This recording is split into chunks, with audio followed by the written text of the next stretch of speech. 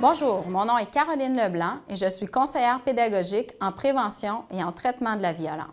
Au nom de la commission scolaire, il me fait plaisir de vous présenter cette capsule vidéo ayant pour thème l'intimidation. Cette capsule vous permettra, en tant que parent, de connaître la définition ministérielle associée à l'intimidation, de différencier le concept de conflit de celui d'intimidation et finalement, des pistes de prévention et d'intervention vous seront proposées.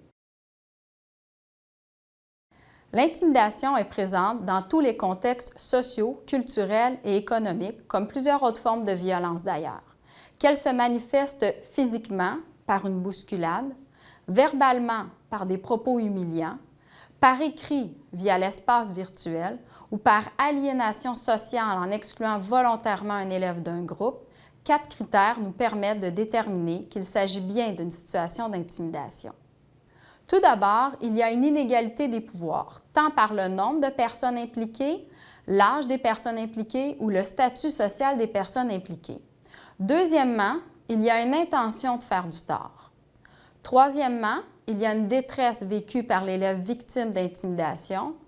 Et en dernier lieu, il y a une répétition des gestes sur une certaine période. Donc, globalement, l'intimidation se veut un rapport de force entre individus. Pour sa part, un conflit émerge lorsqu'un différend surgit entre élèves. Les volontés et les objectifs des individus sont incompatibles, ce qui rend l'atteinte d'un terrain d'entente difficile. Les conflits et les taquineries font partie intégrante du processus de socialisation de l'enfant, ce qui n'est certainement pas le cas en matière d'intimidation. Un conflit peut se régler par une intervention de courte durée, comme par exemple par la médiation, puisque le conflit suppose généralement un rapport de force égal entre élèves. Dans le cas de l'intimidation, une analyse beaucoup plus poussée de la situation sera nécessaire et des interventions sur une période plus longue devront être mises en place. L'intimidation suppose généralement la présence de 3 acteurs, soit l'élève qui subit l'intimidation, l'élève qui est témoin des gestes d'intimidation et un élève qui pose des actes d'intimidation. Il est impératif d'établir que ces 3 élèves ont besoin d'aide et qu'un partenariat école-famille nous permettra d'y répondre de façon efficace. En terminant, une bagarre, une insulte ou une menace isolée ne sont pas nécessairement de l'intimidation.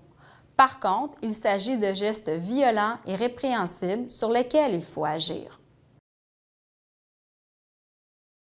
Pour prévenir l'intimidation, 4 éléments incontournables devront être développés auprès de votre enfant, et ce, dès la petite enfance, tels que l'estime de soi, l'affirmation de soi, la connaissance de soi et la capacité à résister aux pressions externes.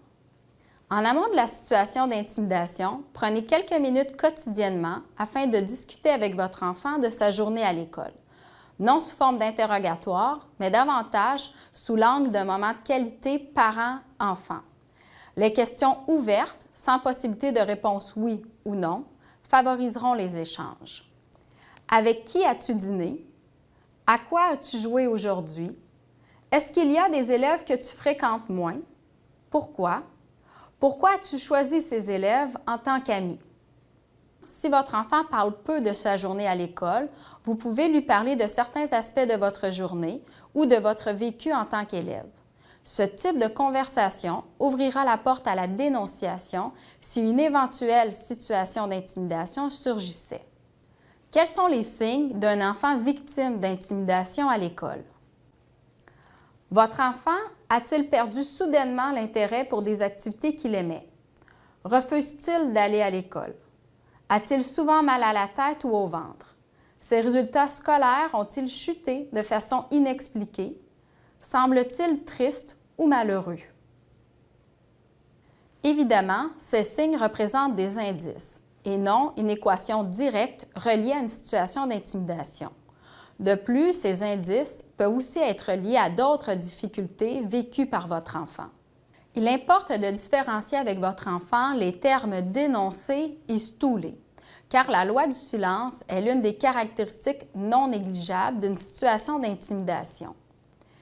Dénoncer, c'est dire non à une situation qui est inacceptable pour soi ou pour une autre personne. Stouler, C'est rapporter dans le but de mettre l'autre dans l'embarras, de le faire punir.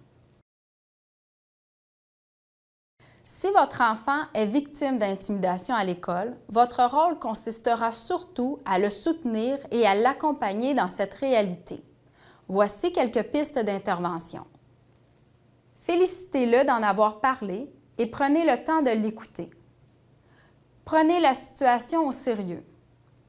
Établissez une entente avec votre enfant sur le moyen que vous allez prendre afin d'en informer l'école. Évitez cependant de régler tous les problèmes à sa place. Votre enfant a besoin d'être rassuré, mais il doit inévitablement être mis à contribution dans la recherche de solutions. L'enjeu est que votre enfant reprenne le pouvoir sur la situation en fonction de ses capacités et de son développement. Initiez le dialogue avec votre enfant par des questions ouvertes. Comment te sens-tu? Où est-ce que ça se passe? Depuis quand? Qui est impliqué? Qu'est-ce que tu as essayé de faire? En as-tu parlé à un adulte de l'école? Si oui, lequel?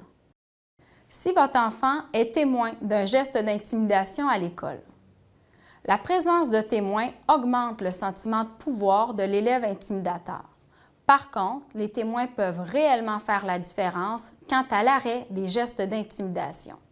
Sensibilisez votre enfant à l'importance d'agir s'il est témoin et proposez-lui 3 alternatives. Tout d'abord, il peut dénoncer la situation à un adulte de l'école. Deuxièmement, s'il se sent capable, il peut intervenir auprès de l'intimidateur et lui dire d'arrêter ce comportement. Par contre, l'enfant ne doit pas mettre sa sécurité en danger. Troisièmement, il peut soutenir la victime en lui disant qu'il est en désaccord avec ce comportement. Il peut aussi lui conseiller d'aller en parler à un adulte de l'école. En dernier lieu, il sera important de féliciter votre enfant lorsqu'il pose des gestes pour faire cesser l'intimidation. Initiez le dialogue avec votre enfant en lui posant des questions ouvertes. À quel moment a-t-il choisi d'assister à l'intimidation? Comment te sens-tu? Qu'aurait-il pu faire, soit pour prévenir ou pour intervenir lors de la situation d'intimidation? Si votre enfant fait preuve d'intimidation à l'école, il est important de comprendre que l'enfant qui pose ce type de geste recherche le pouvoir et retire un certain plaisir à agir ainsi. Ces actes d'intimidation se font pratiquement toujours devant témoins, mais à l'abri du regard des adultes. Les élèves intimidateurs ont besoin d'aide afin qu'ils développent d'autres alternatives de comportement.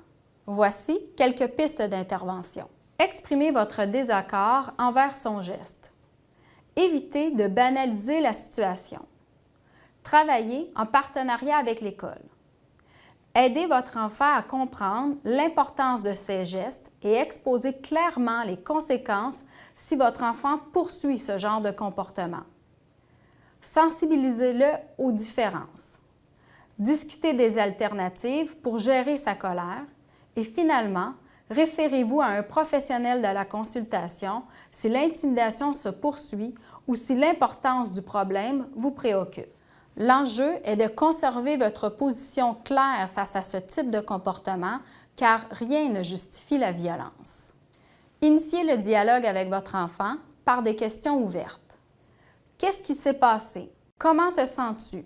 En quoi les actes que tu as posés peuvent-ils causer du tort à quelqu'un? Qu'est-ce que tu vas faire pour que ce comportement ne se reproduise plus? Puisque l'intimidation est un phénomène social complexe, le changement d'école ou de groupe ne sont pas des solutions à préconiser puisqu'elles auront davantage tendance à stigmatiser l'élève victime. Comme premier recours, une communication avec l'enseignant ou tout autre adulte de l'école significatif auprès de votre enfant est à établir afin de s'assurer d'une lecture partagée de la situation.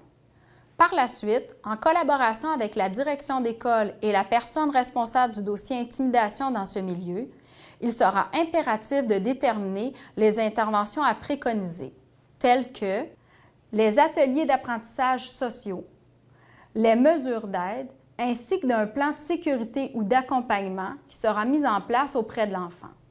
En espérant que cette capsule vidéo vous aura permis d'en apprendre davantage sur le phénomène de l'intimidation, ainsi que sur les interventions à préconiser auprès de votre enfant en cette matière. Je vous invite aussi à consulter le feuillet parent pour en apprendre davantage. Merci de votre écoute.